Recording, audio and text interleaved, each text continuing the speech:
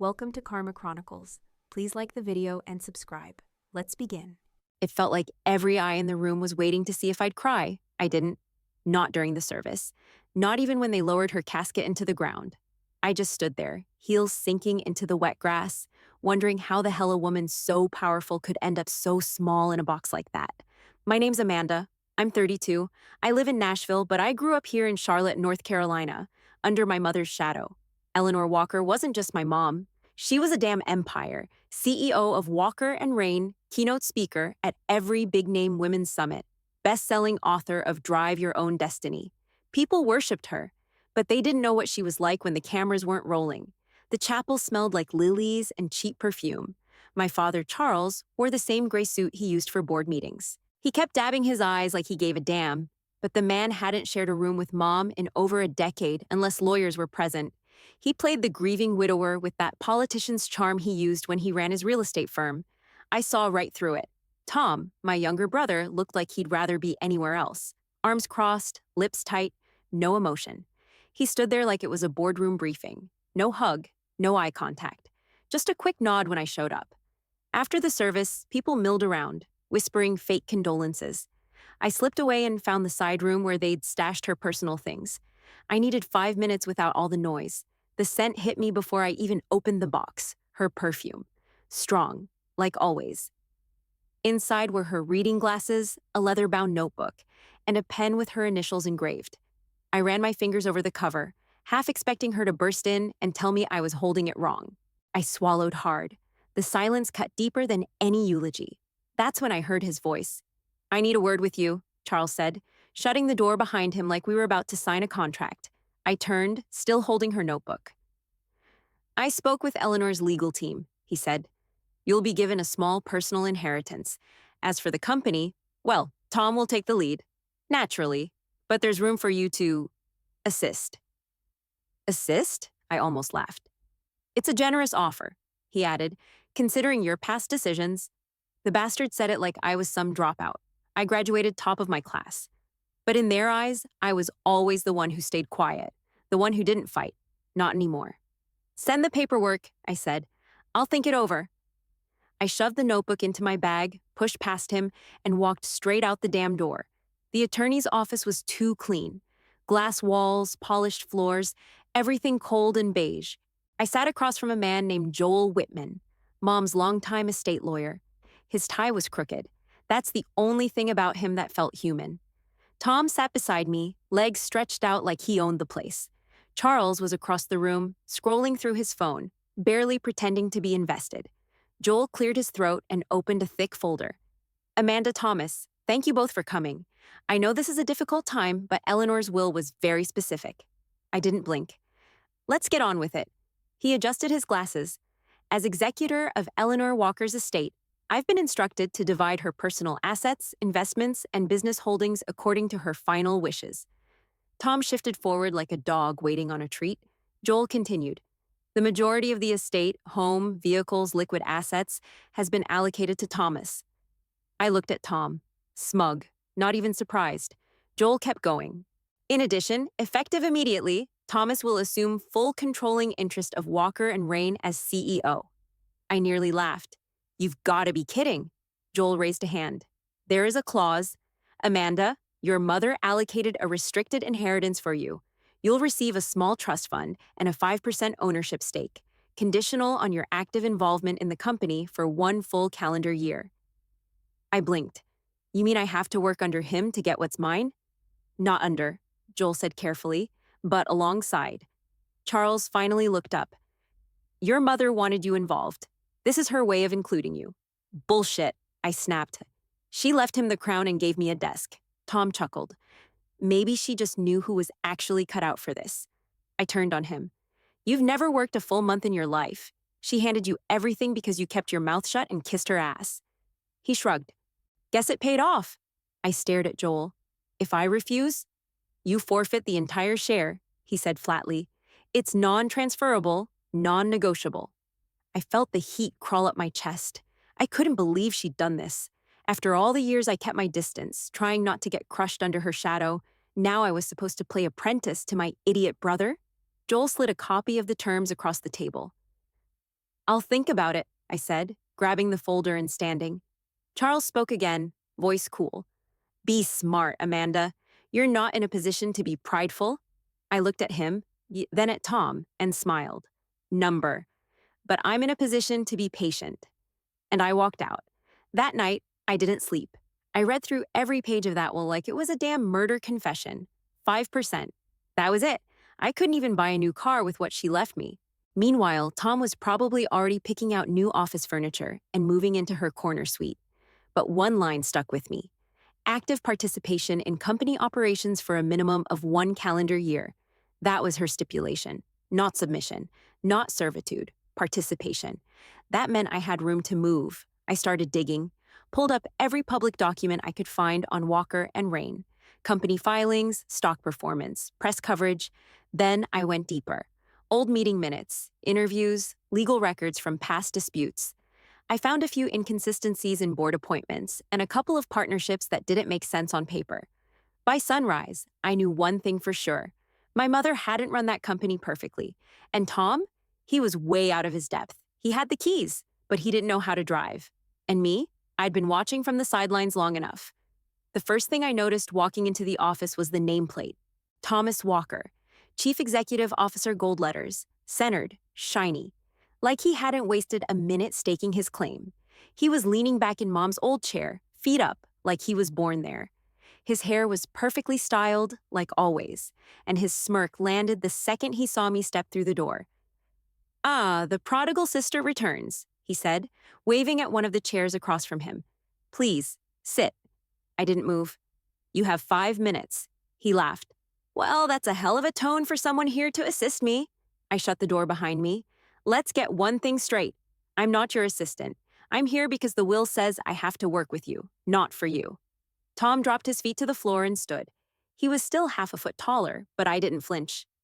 You're here because Mom gave you a handout, and I'm being generous letting you anywhere near this office. You don't have a choice. He shrugged.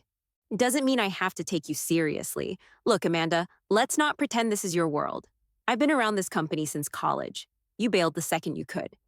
Because she made sure there was no space for me. I stepped closer. But things change. I've been doing my homework. I know where the weak points are. He scoffed. You've been reading company files for, 2 nights? That's cute. I smiled, but it didn't reach my eyes. Let me break it down for you. I'm not here to take notes and fetch coffee. I'm here because I earned 5% and I plan to turn it into 50.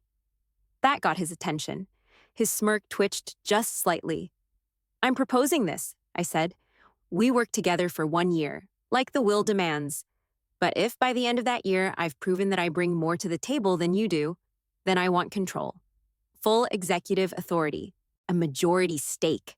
Tom stared at me like I'd just told him I wanted to buy the moon. Then he burst out laughing. Are you serious right now? He said. You want to challenge me? This isn't a college debate, Amanda. Then say no, unless you're scared. That shut him up. For 3 solid seconds, he just watched me, jaw tight. Finally, he nodded slowly. Fine. You want to play? Let's play. But when you crash and burn, I'm not catching you. I don't need you to, I said, already turning for the door. And don't expect a warm welcome, he called after me. People here don't take well to charity cases. I didn't turn around. Then I guess I'll just have to earn it. I walked out of his office straight into the lobby, heart pounding like a war drum in my chest. I could feel the eyes of the staff tracking me. Half of them probably assumed I was just another executive assistant getting chewed out. But I wasn't. Not anymore. This was my shot. Mom left the door cracked open, and Tom, arrogant idiot that he was, just gave me the green light to kick it wide. I didn't go home after that meeting. I went straight to the office supply closet, grabbed a monitor, keyboard, and dragged an extra desk into the empty copy room 2 doors down from Tom's. Nobody offered help. Nobody said a word. By 7 that night, I had 2 cups of vending machine coffee in me and 3 years' worth of quarterly reports on my screen. Half the numbers didn't match what was in the press kits. The deeper I dug, the more it hit me. My mother might have built an empire, but she'd stopped innovating 10 years ago. Half the processes were outdated. Vendors were overpaid. There were entire departments drowning in waste while the board smiled about legacy. No one was fixing it. Everyone was just collecting checks. So I started talking to people. I didn't barge into boardrooms. I hit the break room at 8 a.m. I rode the elevator with finance interns. I asked the warehouse guys how deliveries actually ran. I learned more in 3 weeks from admin staff and junior analysts than I ever could have from sitting through one of Tom's fake strategy meetings. That's how I found the hole in our logistics pipeline. Half our regional hubs were using outdated routing software, and no one in upper management had touched it in years. It was bleeding 6 figures every quarter. I pulled data, built a proposal, and booked myself a slot on the agenda at the next board meeting. I didn't ask for permission. That morning, Tom looked up from his tablet as I walked in. "You're sitting in the guest row." "I'm presenting," I said, holding up the printed agenda. "You approved it last week." His jaw twitched. "Fine, just don't waste everyone's time." The boardroom smelled like cologne and entitlement. Charles sat at the end of the table, looking half bored, half smug. I plugged in my flash drive and pulled up the first slide. "Logistics inefficiency is costing this company over $900,000 a year," I said. "Here's how we fix it." I walked them through the numbers: new routing software, tighter vendor contracts, and performance-based bonuses for the distribution leads. My slides were clean. My math was tight. I kept it under 10 minutes. When I finished, there was a pause. Then Roberta Green, head of operations, leaned in. "I've flagged this exact issue 3 times in the last 2 years," she said. "No one followed up." "I'll follow up," I said. "If I'm allowed to own the rollout." Charles cleared his throat. "Let's not get ahead of ourselves. Tom's already evaluating supply chain strategy." "Tom's been busy taking interviews about culture," I said, without looking at him. "This is operational. We need action, not buzzwords." Tom forced a smile. "You've been here 5 minutes. Let's not pretend you're a miracle worker." "Not a miracle," I said. "Just awake." Roberta smiled. A few heads nodded around the table. After the meeting, I walked out without waiting for feedback. But I heard Charles's voice as I passed the glass wall. "She's trying to make noise," he said. "Don't let it distract from the real vision." I didn't stop walking. That night, I updated my spreadsheet of allies. Roberta, Joel from marketing, Marcus in logistics. People who had something to say but were never listened to. Tom still thought I was bluffing. Charles still believed I'd fold. But the cracks were showing. The company they protected wasn't a fortress. It was just old stone. I didn't need to knock it down. I just had to push at the weak spots. And I was just getting started. It started with a memo. One I wrote, revised, and sent directly to the board outlining the logistics rollout timeline. The next day, Tom forwarded a revised version to everyone. My name stripped out, his name front and center. Then came the team meeting. "I want to thank everyone for their great work on the new distribution strategy," he said, flashing that camera-ready grin. "It's something I've been pushing for a long time. Glad we're finally executing." Roberta glanced at me, confused. Marcus looked pissed. I didn't say a word. I just nodded, like I was impressed. Then the whispers started. "Amanda's got good instincts, but she doesn't really get the numbers. She's passionate, just green. Smart girl, but probably not ready for the big seat." They all traced back to Tom. He was careful, polite in public, slick as ever. But every board member I spoke to, every investor call he scheduled without me, all backed with the same message. Tom was in charge. Amanda was just fulfilling a condition in the will. I didn't bite. I didn't blast him in meetings or call him out in emails. That's what he wanted. Me, emotional, reckless, loud. Instead, I got quiet. I started digging. First into contracts. Deals Tom had signed in the months before Mom died. One of them jumped out. A software partnership with a company called DryTech. Big money, but no clear ROI. I checked the leadership list. One of the co-founders. Tom's old frat buddy from Chapel Hill. Then I pulled internal survey data on team morale. Since Tom took over, employee satisfaction had dropped 12%. Department turnover was up. Budgets had shifted dramatically toward branding initiatives, including a 6-figure consulting fee for a firm run by one of Charles's old golf partners. That's when it clicked. This wasn't just Tom being petty. This was the old game. Charles pulling strings from behind the curtain, using Tom's face to push his agenda. So I adjusted my approach. I started setting up side meetings, small lunches, casual calls, with key shareholders and quiet board members. The ones who didn't speak much but carried real voting power. I didn't trash Tom.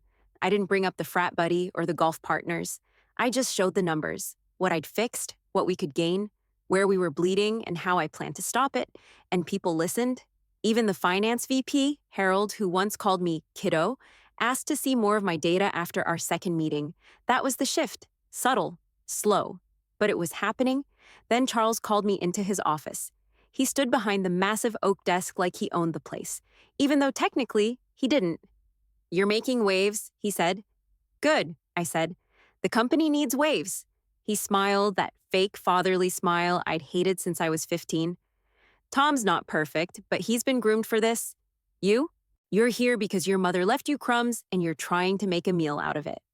"I'm doing more than Tom ever has," I said, "and I'm not asking for your approval."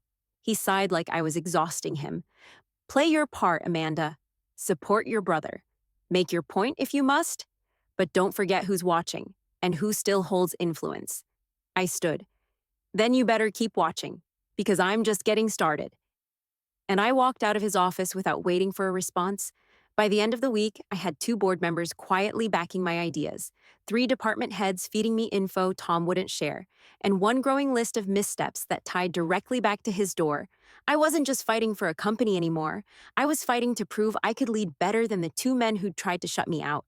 I found Tom exactly where I figured he'd be, on the 10th floor, pacing his glass-walled corner office, yelling into a phone like he was running Fortune 500 deals. He looked up as I stepped in, and his voice dropped fast. "I'll call you back," he muttered, then tossed the phone on his desk. "You can't just barge in here." "Shut the door." He raised an eyebrow. "Excuse me?" "Shut the door." He hesitated, then did it. I dropped a folder on his desk. Contracts, emails, internal reports. I watched his face as he flipped through the first few pages. His frat buddy's inflated software contract, the no-bid vendor deals, the employee turnover numbers he'd been hiding from the board. "You've been playing CEO like it's a frat party," I said. "This company's bleeding because you're too busy pretending you know what the hell you're doing." He threw the folder down. "Where did you get this?" "I didn't need to steal anything. It's all internal. You just never looked close enough." He stepped around the desk, jaw tight. "So what's this? A power grab? This is a wake-up call. You're in over your head, and everyone sees it but you." He crossed his arms. "You're just bitter because Mom didn't trust you to run the place."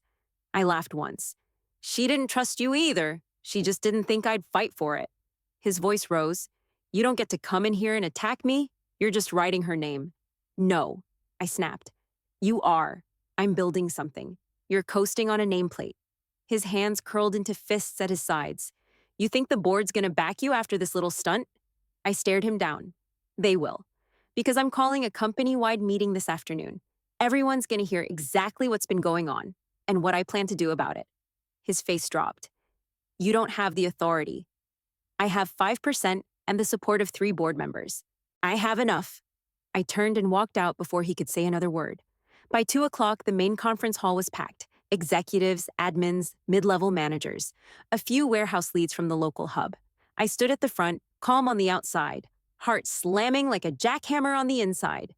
Tom sat near the back, arms crossed, staring daggers. Charles was off to the side, whispering something to the VP of Finance. I ignored both of them. "Thanks for coming," I said into the mic. "I know this isn't our usual quarterly update, but it's time for real transparency." I laid it all out. Financial inefficiencies, misallocated funds, contracts with no oversight, the drop in employee satisfaction. I pulled up graphs, audit numbers, and future projections. No fluff, no spin. Then I shifted gears. I'm not here to tear down what my mother built. I'm here to fix what's been ignored. I clicked to the final slide, a 2-year plan for modernization, restructuring, and sustainable growth. It was bold, aggressive, and it didn't include Tom in a leadership role. For a moment, silence. Then Roberta spoke up. "This is the most forward-thinking plan I've seen since Eleanor's second expansion." One of the board members nodded. "She's right. This is what we've needed." I saw Charles push to his feet. "We're still a family-run business," he said, loud enough for the room to quiet. "Let's not forget who was trusted with the company. Tom is the one who was chosen." I cut him off. "He was appointed, not earned. There's a difference. And if this company wants to survive the next 5 years, it's time we start valuing results over legacy." Charles stared at me like he didn't recognize the woman standing in front of him. Good. I'm not asking for favors, I said, looking directly at the board. I'm asking for support. Let me lead this company into the future. Give me 1 year. Hold me accountable. If I fail, I walk. Silence again. Then slowly, one by one, hands started raising. Not all of them. But enough. Tom stood and stormed out. Charles followed a few seconds later, his face stone cold. I stayed where I was, surrounded by stunned silence, then quiet murmurs. But I didn't shrink. I stood taller. The boardroom felt colder than usual. I sat at the long end of the table this time, not shoved off to the guest row. My proposal was printed, stacked, and already in front of every chair. No fancy covers, just facts. Tom walked in 5 minutes late, sleeves rolled up like he'd been too busy leading to care about appearances. Charles came in right behind him, that fake calm painted across his face like he hadn't been scrambling since the meeting I called 2 days ago. Let's get started, Tom said, sliding into his seat without looking at me. I know there's been some confusion about the direction of the company. Confusion? Right. He launched into his pitch. More branding, more media outreach, a bloated corporate values campaign with no real plan underneath. I watched the board. Half of them were barely following. The other half looked bored. When he finally wrapped up, Charles leaned forward. Before we move to Amanda's proposal, I want to offer a solution, a compromise. I didn't move. We all want stability, Charles said smoothly. Amanda's made her point, but this doesn't have to be a power struggle. If she's willing to support Tom's leadership and take an executive role, operations perhaps, we'll grant her an additional 15% stake. A few heads turned. He looked right at me. That would give you 20%. That's real power, Amanda. Influence. A seat at the table. My fingers tapped the edge of the table. Once. Twice. I looked at Tom. He was already smirking again. Confident. Relaxed. Like the deal was already done. I leaned forward. I don't want a seat at your table. Charles raised an eyebrow. Excuse me? I want the damn table. All of it. A beat of silence. I stood and walked to the front of the room, flipped open the first page of my binder, and looked each board member dead in the eye. You've all seen what I've built in 3 months. You've watched the reports. You've seen the data. This isn't about emotion. This is about who's capable. Tom laughed once under his breath. You think the board's going to gamble on someone with 0 executive experience? They already have, I said, locking eyes with Roberta, and that gamble's already paying off. Charles spoke again, voice low. You're walking away from a sure thing, Amanda. That's not leadership. It's pride. No, I said. It's clarity. I won't spend another year pretending to support a broken system. I know what I'm worth, and I'm done settling. I turned back to the table. Call the vote. The room went quiet. One by one, hands raised. Roberta first, then Marcus, then the finance VP, then 2 more. Tom's jaw clenched. Charles didn't move. Joel, the attorney, counted them out loud. 6 in favor of leadership transition, 3 against. Motion passes. Tom shoved back from the table so hard his chair scraped the wall. This is a mistake, he snapped. She doesn't know what she's doing. I didn't flinch. Maybe not, but I know what you were doing, and I'm done cleaning it up. He glared at me, then stormed out, knocking over a water glass as he left. The door slammed behind him. Charles stood slower, cold, calculated. You'll regret not working with me. I stepped around the table, right in his path. Number. You'll regret thinking I still needed your permission. He stared at me like he was about to speak. Then he turned and followed Tom out. And just like that, I was standing in my mother's old place, with my own plan, my own people, and a room that finally saw me as something other than second best. By the next morning, Tom's name was scraped off the office door. Mine wasn't up yet, but it didn't matter. Everyone knew who was in charge. The first order of business. Stabilize the damn chaos. Half the senior team looked shell-shocked. HR was already fielding questions about the family feud and whether Tom was planning to sue. He wasn't. He tried calling a few of the board members, offering some nonsense about procedural violations. No one bit. I knew because 2 of them forwarded me his voicemails. I called a leadership meeting that afternoon. No fluff, no drawn-out mission statement garbage. I laid out the next 30 days of changes, department audits, vendor reviews, updated hiring standards, and a fresh PR strategy. Anyone who couldn't get on board could pack up. To my surprise, most of them leaned in. The younger department heads looked relieved. Even the senior ones, like Roberta, looked ready to work. I think they were just tired of all the fake polish and ego. Then came Charles. He showed up in the executive suite like he still had a key, probably did, and slid into my office without knocking. "You've got the title now," he said. "Congrats. But don't forget how this game is played." "I'm not playing anymore," I said, eyes still on my screen. "I'm offering guidance," he said smoothly. "I've dealt with shareholders longer than you've been breathing. You'll need someone like me in your corner." I looked at him. "You taught Tom to hide weaknesses, lie to investors, and line pockets with favors. I don't need any of that." "You're emotional right now. That'll pass." "Number, I'm just not afraid of you anymore." He didn't say anything, just watched me with that dead stare of his, the one he used when I was 13 and dared to argue at the dinner table. Then he stood. "Don't shut me out, Amanda. You'll regret it." "Already tried that line. Didn't work." He left, slow and silent. The press storm hit by the weekend. Family empire torn in two. CEO ousted by sister after power shift. Even Forbes ran a piece with a photo of me and Tom at some gala from 5 years ago, cropped tight like we were still friendly. The company account was flooded. Investors wanted reassurances, employees wanted clarity, the public wanted a villain. So I gave them transparency instead. I did a live stream town hall.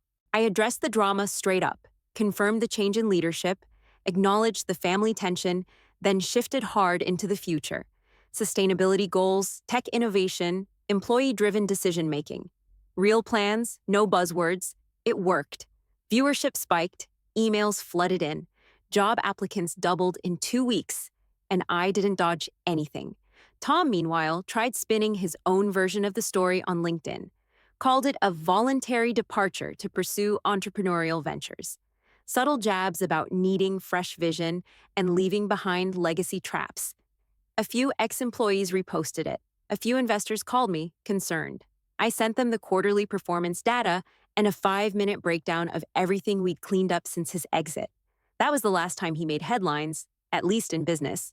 By the end of the month, we'd closed 4 wasteful contracts, launched 2 pilot programs, and put together a proper succession plan for department leadership. People started knocking on my door. Not Tom's, not Charles's. And for the first time, I didn't feel like I was filling someone else's seat. I wasn't chasing my mother's ghost anymore. I wasn't dodging my father's shadow. I was here because I earned it. Every hour, every move, every fire I'd put out myself. I used to think strength was staying silent. Now I knew better.